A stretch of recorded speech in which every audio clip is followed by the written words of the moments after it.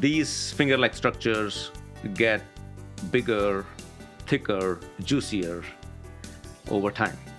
And at some point, in a couple of these finger-like structures, some of these cells turn cancerous. This is the Jane's Cancer-Free World podcast. I'm Steve Wartenberg, and my guest is Dr. Somashekar Krishna. Dr. Krishna is a physician scientist who specializes in the early detection of pancreatic cancer. Pancreatic cancer is hard to detect in the early stages, and early detection leads to better outcomes for patients and saves lives.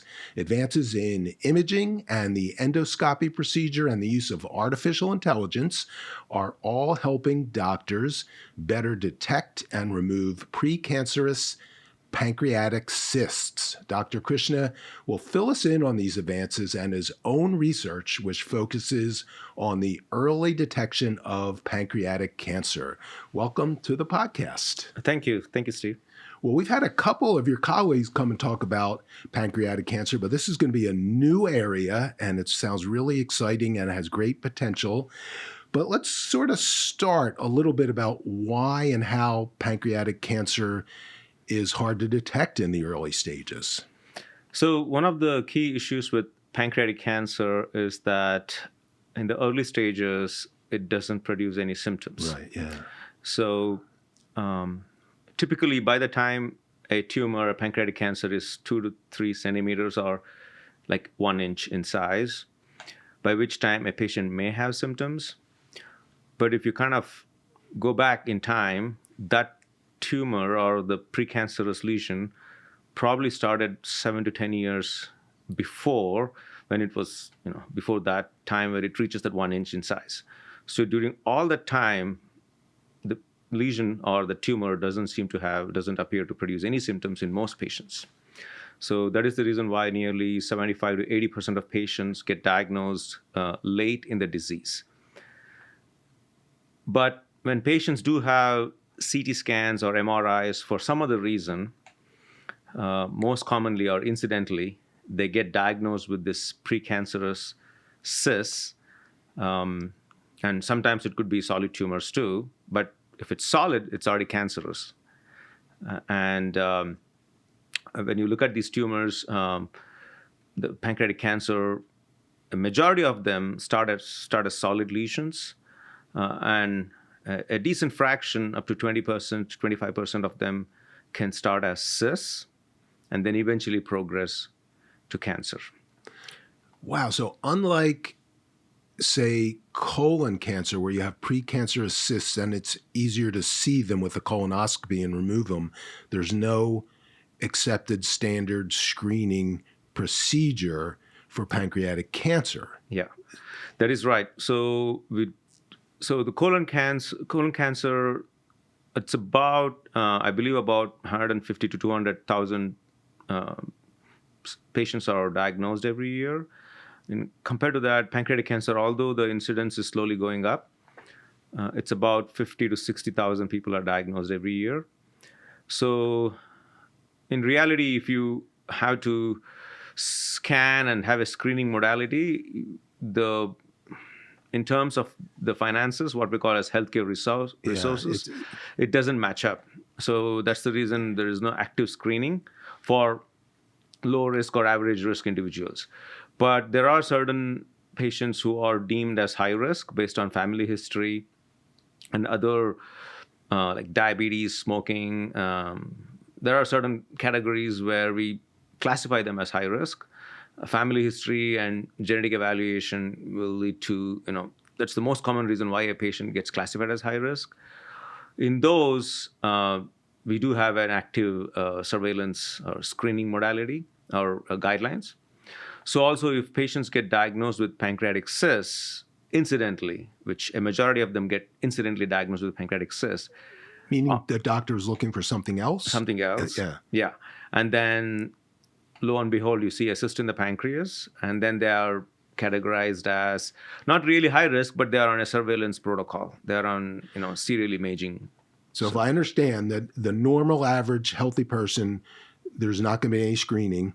But for people at high risk with a family history or certain diseases that lead to pancreatic cancer, or someone who's getting for whatever reason, a scan of a different body part and they detect a cyst, that's when you would do more screening.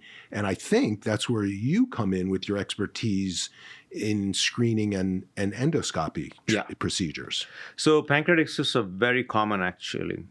So if you start at age 50, and this is mostly in the, elderly, not really elderly, but as age advances. So when you start at 50, it's about 10% prevalence, meaning if I take 100 people at 50 plus, 50 to 60, and then do an MRI, I will find pancreatic cysts in about 10% of them. Of average people or of high risk people? Of high risk people? No, average. Oh, average. General population, yeah. Oh, okay. Then when you go 60 to 70 years of age, you double that up, so 20%. Add 10%. So then when you go to 70 to 80, it's about 25 to 30% of these MRIs. If you do MRI, and most patients, CT scan may not pick it up, but MRI will pick it up. So many of these are diagnosed on MRIs. So as age goes up, the prevalence of these cysts goes up. But most of these are small, and they never grow and become risky or cancerous. Okay. Generally, the cysts would have to grow and reach a size of about 1 inch, or in reality about 3 to 4 centimeters, for them to kind of manifest that risk. The really small ones, they really don't have that risk.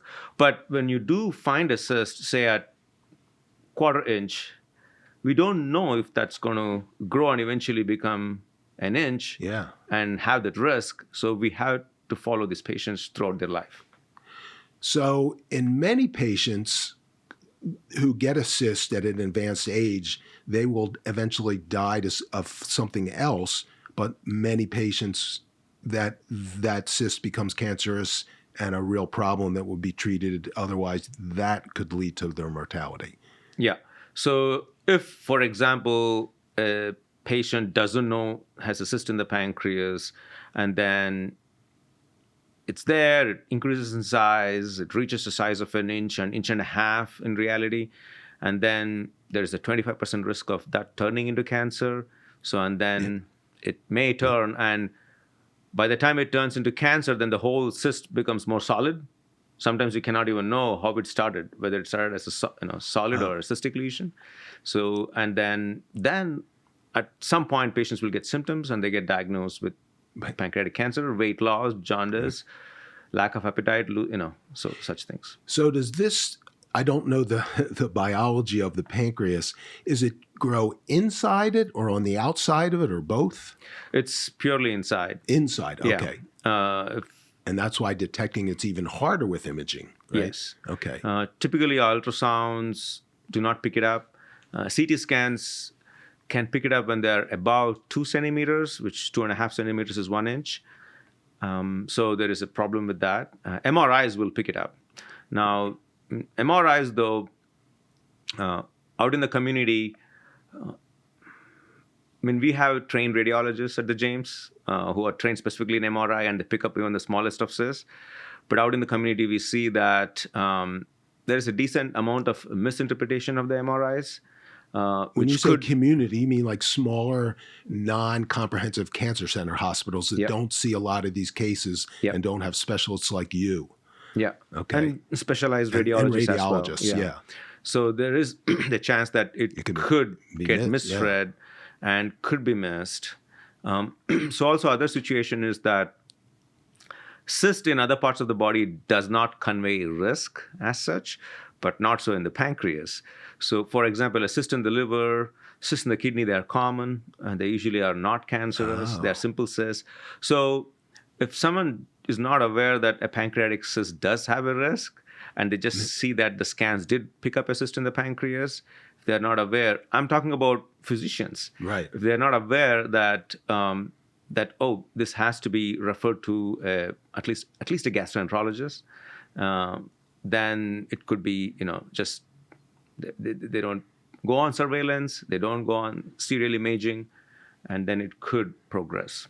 Wow. So, okay, so something is detected here by one of your radiologists. They come to you. Explain that process, the screening, the visualization with the endoscopy, and what, like, walk us through that procedure and what you see and what you do, because you can treat it right there, I understand. Yeah. So we do get a huge number of referrals with pancreatic cysts. Uh, we have sometimes half the clinic, which is pancreas clinic, will have patients with cysts. So and they come in various sizes. So there are specific guidelines where, based on the size, we kind of take the next action. So if it's our radiologist who has read our MRI or CT scan and there is a cyst which is small, less than quarter inch or less than a centimeter, then if the patient has no other risk factors, the patient is doing well, then we just recommend successive scanning in a year or two and basically keep up that like clockwork. And if it continues to be small, less than a centimeter, really small, and then if it doesn't change for nearly 5 to 7 years, then we have a discussion with the patient. Look, it has not changed.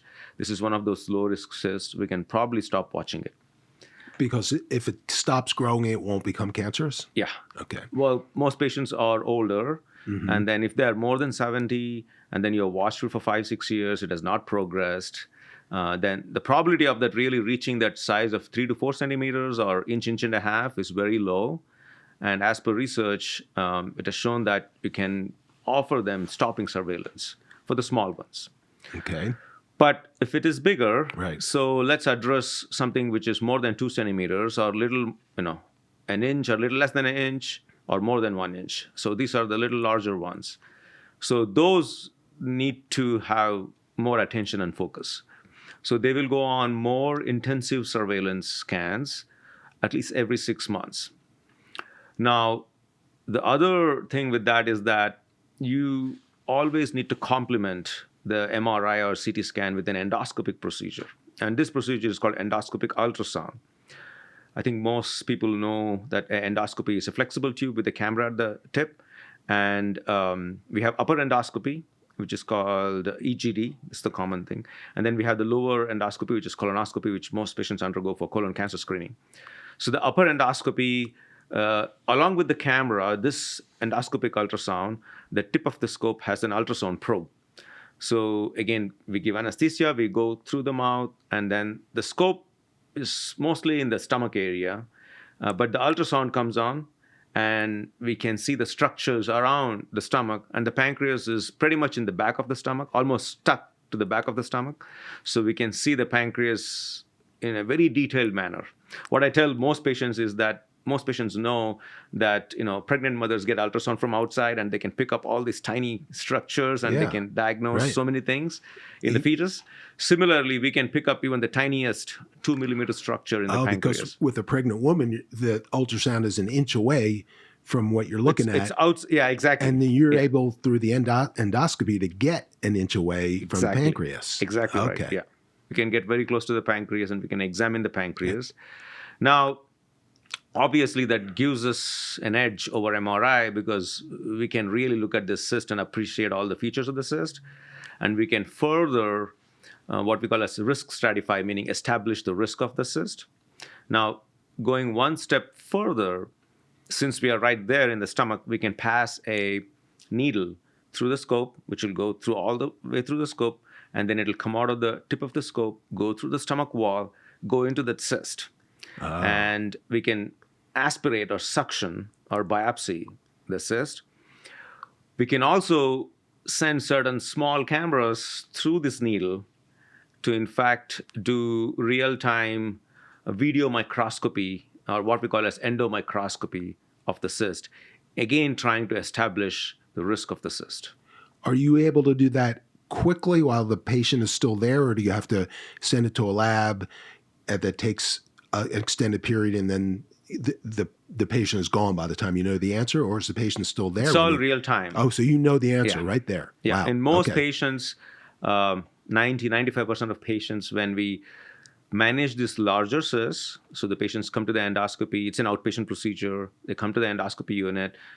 We go through the scope and then put the needle in the cyst, and through the needle we send this tiny probe, which is called the endomicroscopy probe. And we have a couple of monitors. On one monitor, we are getting the microscopic feed from inside the cyst, where we can, in real time, it's a video feed from inside. It uses a low intensity laser light to scan. It's almost like a sonar. The laser light reflects off the wall, and then it's out back to the computer and gives us a real time video. And each of the cyst types have a different pattern. So also in the precancerous type, it has different patterns as the cyst progresses from what we call as low risk to high risk. So you, over time, have become an expert in reading these cysts. You can see and have an idea of what they are and their danger, if that's the right word. Yeah. Like what do you look for? What do they look like, and what's a danger sign? So the most common type of cyst, it has a very long name. It is called intraductal papillary mucinous neoplasm, in short, IPMN. It's a precancerous type of cyst. When I earlier referred to this really common cyst as we get older, this is the specific type of cyst. Nearly 80% of the cysts which we see in the pancreas, the precancerous cyst type, are this kind of specific type of cyst. So when we look at this cyst, if you imagine it's like a ball, from the inside wall of this ball, you get this growth of tiny structures, what we call as papillae, which IPMNP stands for the papillae. In very simple terms, how the colon wall produces polyps, similarly, the inside of the cyst produces this papillae. Instead of being like a round structure, they're finger-like structures. Oh. So there are 1 million of this or more of these finger-like structures in a specific cyst. 1 million. Something microscopic. Like that. Microscopic, yeah. Fingers. So as the cyst goes from low risk to high risk, these finger-like structures get bigger, thicker, juicier over time. And at some point, in a couple of these finger-like structures, some of these cells turn cancerous. And once it turns cancerous, you cannot stop it anymore. And it'll go throughout the body. Yeah. So when you see these cysts, either precancerous or even worse, I understand you can actually remove the precancerous ones before they become cancerous. So explain that procedure. How do you do that? So again, back to the scenario, a patient comes and then we do the procedure. We do the endoscopic ultrasound, then we do the endomicroscopy during the endoscopic ultrasound. Then say we diagnose a cyst, which is high risk. And next is how do we manage this? So there are two, the absolute way to manage this is doing surgery, where we refer the patient to our pancreatic surgeons at the James, and they see the patient in a clinic and talk about surgery. Now, one thing about pancreatic surgery is that, in simple words, 70% of the cysts are located in the head of the pancreas, in the head region. And the pancreas has a head, body, and tail. And the surgery for that is called a Whipple procedure. It's a pretty big involved surgery. For a younger patient, when I say younger, for us, younger is 50s to 60s. Okay. So, or even a 70-year-old who's in good fit, shape. in good shape, no medical health issues, they can handle this surgery. Remember, this is a preventive surgery, and it's a pretty big surgery with a significant risk of complications. In good hands, such as our surgeons at the James, the outcomes are very good. So if you have a relatively younger, healthier, surgically fit patient, then the best option is to undergo surgery and have it removed completely. Of course, you lose a big chunk of the pancreas with it. You cannot really pluck the cyst out of the pancreas. You have to, it's almost like you remove the front end of the pancreas completely. But they can handle it, and they can still have a great life after the surgery. Are there drugs or something that replicate what the pancreas produces for the people who have it removed? So two big functions. Pancreas makes enzymes to digest food, and it makes insulin. Insulin, that's right. Yeah. So patients go on lifelong pancreatic enzymes, which they have to take with food. They handle it pretty well. Now, the risk of diabetes because of loss of insulin, you still have the tail end of the pancreas. In most of us, the tail end of the pancreas is what makes insulin. So the risk of diabetes is there, about 20%. but much lower when you have the head of the pancreas. Okay. But remember that 30% of these cysts can also be in the back end of the pancreas as well, where you have to chop the entire back end out. It's very difficult to do a surgery where you just go and excavate the middle of the pancreas. You just cannot kind of, bridge the pancreas together.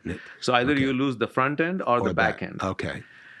But the scenario changes if you're talking about a 70 plus.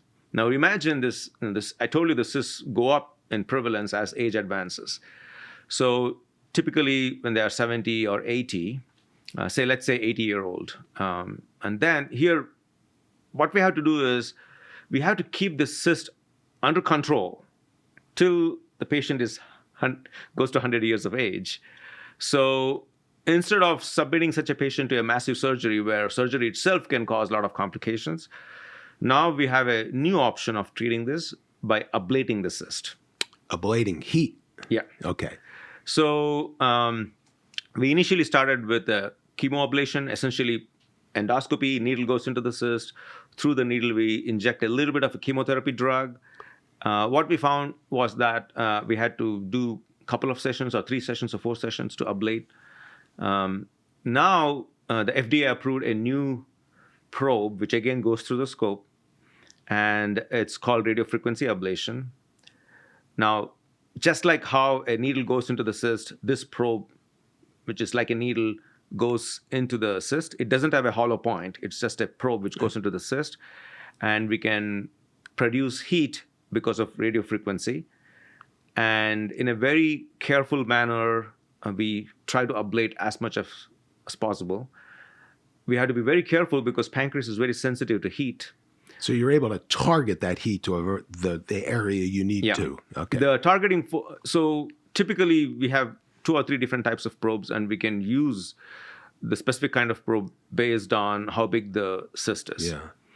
And it's an involved procedure, meaning it takes about 15 to 30 minutes just to properly ablate that cyst.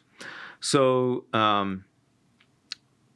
sometimes we'll have to repeat the ablation because we don't want to apply too much heat.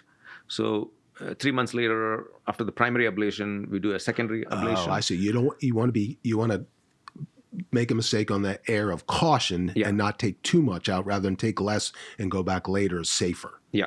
Okay. But this is all outpatient treatment. Oh, okay. Yeah. So patient comes for the procedure, gets the endoscopy, ablation, and goes home. How common is this? How many places do this? As far as the ablation of the cyst, on a clinical trial, we are the only ones offering a clinical trial in the U.S. right now. Wow. Yeah. But there are sporadic, there are physicians who have been doing this. We just completed ablating nearly 30 of these, and we are presenting these data in major meetings. And based on our preliminary results, other physicians elsewhere in the country are starting to ablate this cyst. Okay. So we're going to take a quick break, and when we come back, we'll dig down even further and learn some more. The best outcomes for treating cancer come from early detection and early diagnosis. The James Cancer Diagnostic Center at Ohio State is designed to provide rapid evaluation and a clear diagnosis. We are transforming care by giving patients direct access to cancer experts who study and treat cancer every day. If you think you have cancer, the choice is clear. Choose the James Cancer Diagnostic Center. We're back with Dr. Krishna, and one thing I forgot at the beginning, you were late today, about half an hour, and that was because you were involved in a procedure with a patient, and patients always come before podcasts. That's true. So, and this may tie in with what you were just talking about. What exactly the last procedure you did before you got here to the podcast studio, what was that procedure? What did you find? So we were treating a 79-year-old patient, and patient was found to have a cyst in the pancreas. It was in the body of the pancreas. And we did this endoscopic ultrasound procedure. We did the endomicroscopy. And just based on endoscopic ultrasound, the cyst looked fairly complex, meaning high risk. High risk of becoming cancerous. Mm-hmm. And then we did the endomicroscopy. We found what I was describing earlier as this large papillae. It was pretty much large papillae pretty much everywhere in the cyst. Now, this patient has multiple medical problems, has severe COPD, which is the lung problem, also has chronic kidney disease, and abnormal heart rhythms, some heart failure. So this patient at almost 80 years will not be a great candidate for surgery. Yes. So Yeah. what will happen is that every week we have what's called as a pancreatic multidisciplinary tumor board meeting with all the specialists. We have gastroenterologists, oncologists, surgical oncologists, radiologists, pathologists, and we present these cases. We discuss what's the best next option, and if the consensus of the meeting is that we can offer ablation, then we talk to the patient about ablation, and then we will bring the patient back for a separate endoscopy procedure where we will do the ablation. So this patient who you saw earlier today, you removed. We diagnosed. We diagnosed this high-risk cyst. The next step will be, again, discussion in a tumor about board. Removing it. Yeah. Okay. Wow. So if you do that, his age and his health will be the factors in what you decide to do. Yeah. Okay. Got it.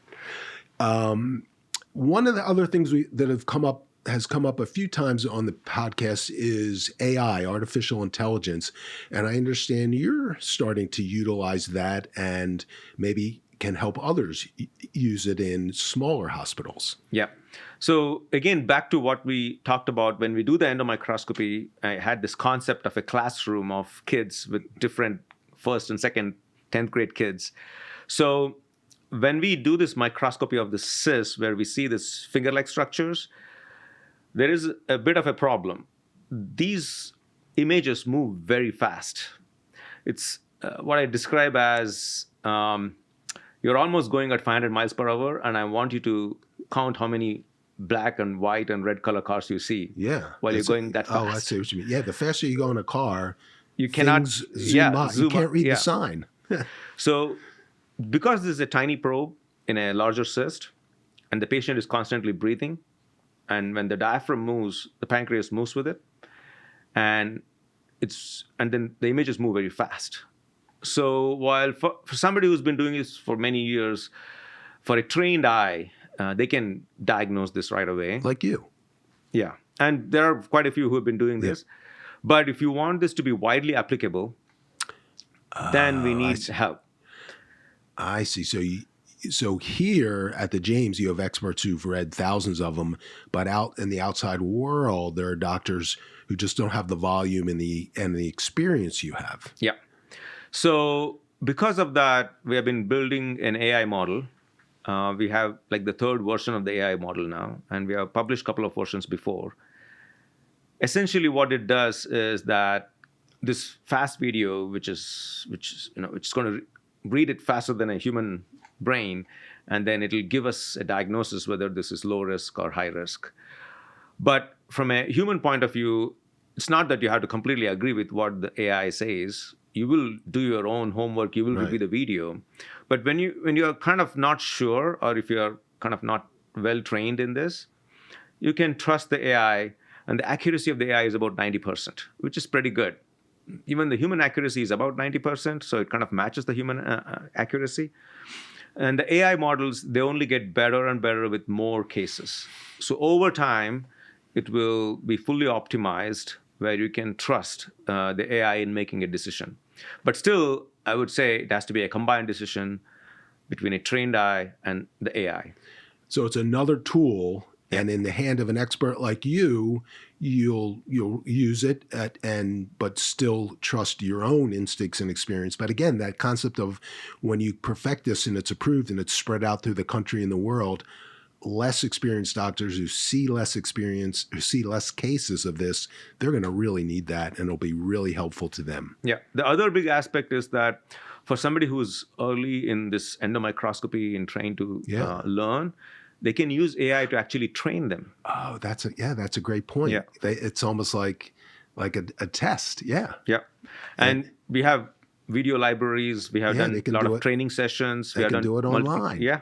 We have done training online, training in person. So it's a great training tool once it's fully optimized. So we started with chemoablation. Now we are doing thermal ablation. Our next step, in fact, in a couple of patients, we have done what's called as dual ablation, kind of the synergy between heat and chemo.